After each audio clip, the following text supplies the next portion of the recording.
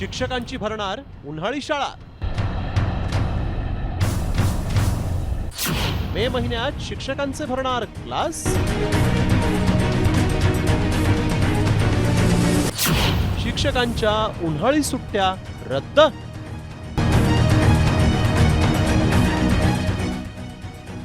शाळेतील विद्यार्थ्यांसोबतच शिक्षकांनाही उन्हाळ्याची सुट्टी मिळायची। मात्र ऐन उन्हाळ्यात शिक्षकांना काम करावं लागणार आहे, कारण यंदा शिक्षकांची 2 मे ते 14 जून पर्यंत उन्हाळी सुट्टी रद्द करण्यात आली आहे। आणि त्याला कारण ठरलंय घरगणनेच्या कारणासाठी शिक्षकांनी मुख्यालय न सोडण्याबाबत सरकारनं जारी केलेला आदेश।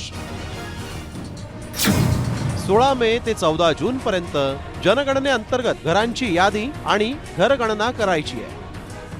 त्याचा पहिला टप्पा 27 एप्रिल पासून सुरू होणार आहे।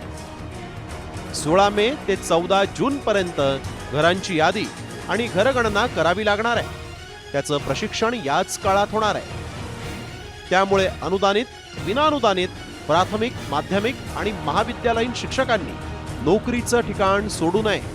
जर हा निर्णय लवकरात लवकर जर प्रशासनाने वापस नाही घेतला, माघारी नाही घेतला, तर नक्कीच आमचं संपूर्ण शिक्षक संघटना रस्त्यावर उतरून याला आपल्या आक्रोशाच्या किंवा नकारात्मकतेच्या भावनेतून आम्ही रस्त्यावर उतरून याला तीव्र विरोध करू। जसं 53 वर्षापुढील शिक्षक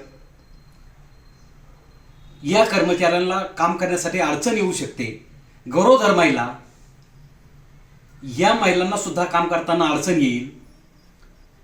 याशिवाय दिव्यांग कर्मचारी ज्यांना उन्हाळ्यामध्ये घरगणना करायची आहे आणि ती घरगणना करताना प्रत्येक घरी जावं लागणार आहे, त्यामुळे या कर्मचाऱ्यांची अडचण येऊ शकते।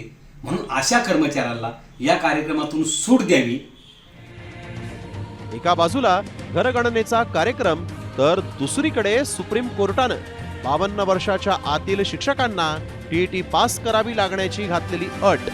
या कात्रीत आता शिक्षक अडकलाय।